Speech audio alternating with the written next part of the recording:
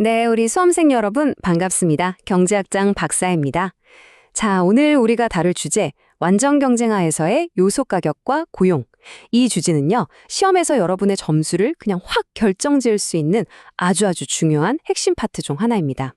아니, 도대체 기업은 왜 사람을 뽑고 내 월급은 또 어떻게 정해지는 걸까?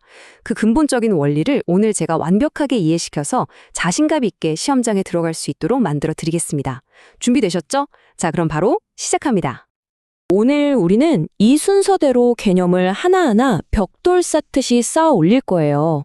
먼저 기업 입장에서 왜 사람을 뽑는지 그 속마음부터 들여다볼 거고요. 이걸 바탕으로 시장 전체의 임금과 고용량이 어떻게 결정되는지, 그리고 세상이 변할 때 이 균형이 또 어떻게 움직이는지까지 한 번에 쭉 꿰뚫어 볼 겁니다. 저만 믿고 따라오세요. 좋습니다. 자, 첫 번째 파트입니다. 모든 건 바로 이 질문에서 시작됩니다. 기업은 도대체 왜, 그리고 몇 명이나 사람을 뽑을까요? 이 질문에 대한 답은 경제학적으로 아주 간단하고 명쾌합니다. 바로 이윤 극대화. 돈을 가장 많이 벌기 위해서죠. 자, 여기서 오늘 배울 내용 중에 가장 중요한 핵심 용어 첫 번째가 등장합니다. 바로 MRPL. 우리말로는 한계 수입 생산이라고 하는데요. 오, 이름부터 어렵다고요? 전혀요. 어렵게 생각할 거 하나도 없습니다. 아주 쉽게 말해서 직원 한 명을 더 뽑았을 때 우리 회사 통장에 추가로 찍히는 돈, 이게 바로 MRPL이에요. 즉, 새로운 직원이 회사에 가져다주는 이득이라고 생각하면 아주 쉽습니다. 그럼 기업은 직원을 무한정 뽑을까요? 아니죠. 그럼 언제까지 뽑을까요? 자, 이 슬라이드에 있는 저울을 한번 보세요. 한쪽에는 직원이 추가로 벌어다주는 돈, 즉 이득, MRPL이 있고요. 다른 한쪽에는 그 직원에게 줘야 할 월급, 즉 추가 비용, MFCL이 있습니다. 기업은 이 저울이 정확하게 수평을 이루는 지점, 다시 말해 MRTL과 MFCL이 똑같아지는 지점까지 직원을 뽑습니다. 생각해보세요. 이득이 비용보다 크면 당연히 더 뽑아야 남는 장사고, 반대로 비용이 이득보다 크면 뽑을수록 손해니까 사람을 줄여야겠죠? 이 공식 MRPL = MFCL은요, 시장의 종류랑 상관없이 모든 기업의 이윤 극대화 고용 원칙이니까 머릿속에 꼭 저장해 두셔야 합니다. 자, 그런데 이 일반적인 원칙이 오늘 주제인 완전 경쟁 시장이라는 아주 특별한 상황에서는 어떻게 바뀔까요? 딱 두 가지만 기억하시면 됩니다. 첫째, 완전 경쟁 시장에서 기업은 가격을 마음대로 정할 힘이 없어요. 그냥 시장에서 정해준 가격, P를 받아들일 뿐이죠. 그래서 MRPL이 VMPL, 즉 한계 생산물 가치라는 이름으로 바뀌고, 공식은 VMPL는 P 곱하기 MPL이 됩니다. 둘째, 직원을 추가로 고용하는 비용, MFCL도 뭐 복잡하게 계산할 거 없이 그냥 시장에서 정해진 임금, W가 되는 거예요. 자, 그럼 이 두 가지를 합치면 어떻게 될까요? 바로 시험에 나온다고 거의 정해져 있는 가장 중요한 공식, VMPL은 W가 탄생하는 겁니다. 와, 이건 정말 중요해서 별표 5개, 아니 10개를 쳐도 모자랍니다. 자, 이제 두 번째 파트로 넘어갑니다. 방금 우리가 배운 VMPL, 제가 정말 중요하다고 목이 아프게 외쳤죠?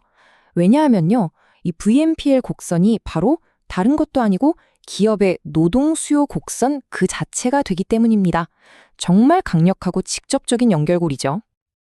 자, 그럼 제가 여기서 아주 중요한 질문 하나 던져볼게요.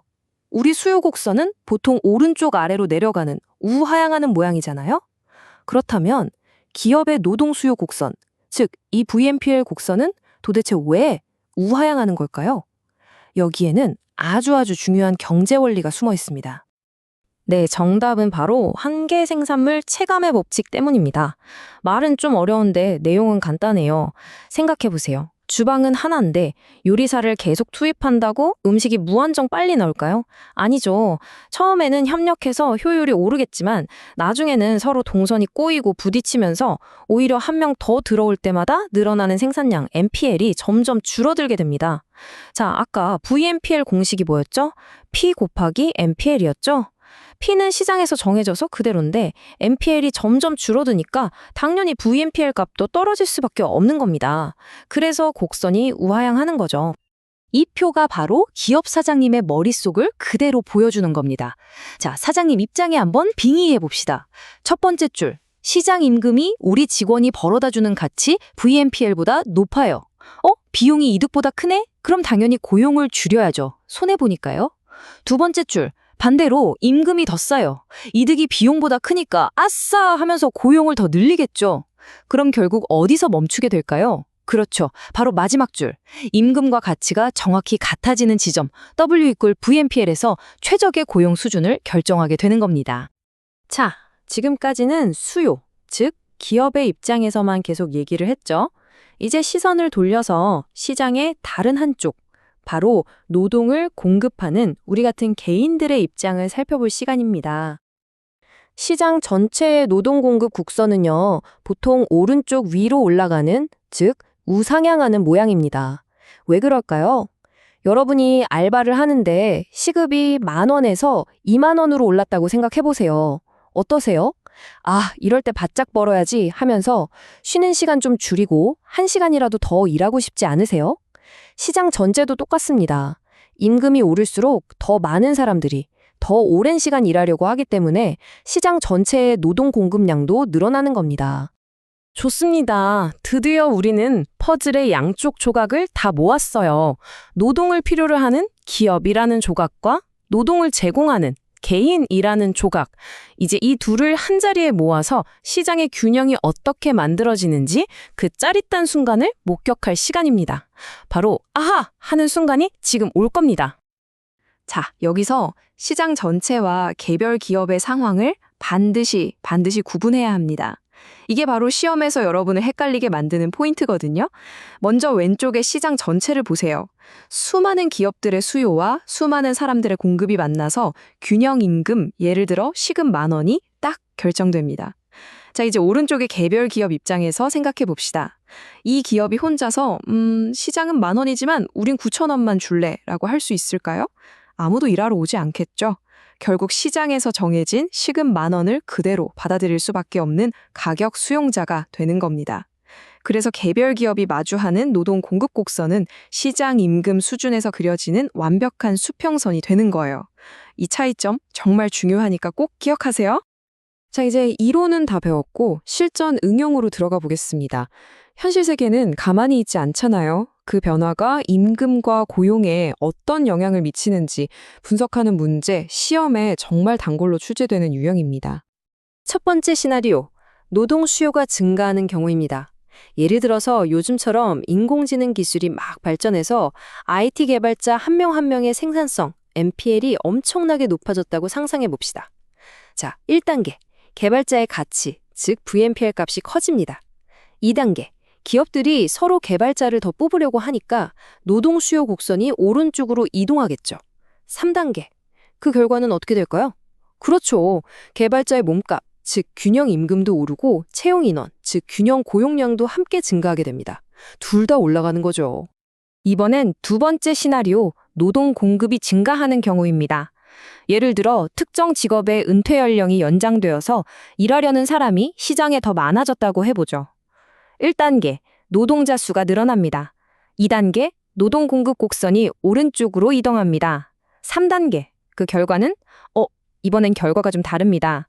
일하려는 사람은 많아졌으니까 균형 고용량은 증가하지만 그만큼 서로의 경쟁이 치열해지면서 균형 임금은 오히려 하락하게 됩니다.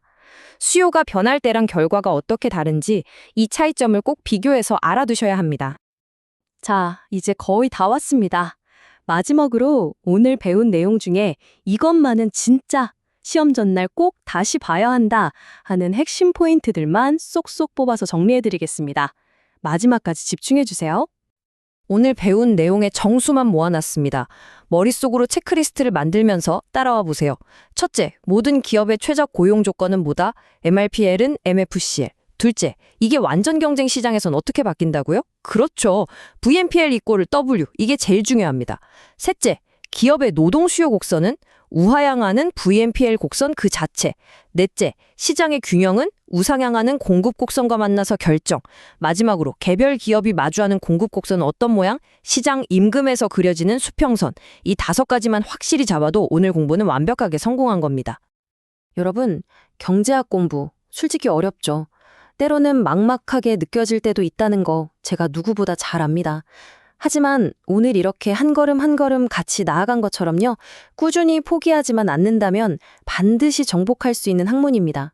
여러분 안에는 그럴 힘이 충분히 있어요. 제가 항상 옆에서 응원하겠습니다. 진짜로요?